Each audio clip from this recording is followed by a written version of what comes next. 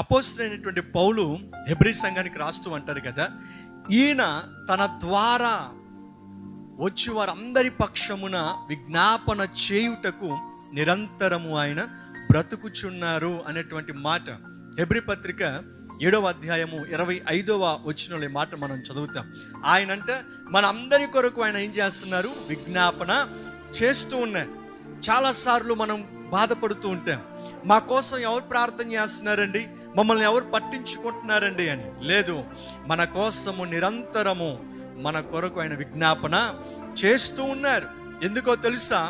మనము పడిపోకుండా ఉండడానికి మన కొరకు ఆయన నిరంతరం విజ్ఞాపన ఎందుకు చేస్తున్నారు అనంటే, మన జీవితము ఆయనకు మహిమకరముగా ఉండడానికి ఆయన మన కొరకు నిరంతరము విజ్ఞాపన చేసే కర్తగా ఉన్నారు. మనుషులు ఎవరు మనల్ని పట్టించుకోకపోవచ్చేమో, కానీ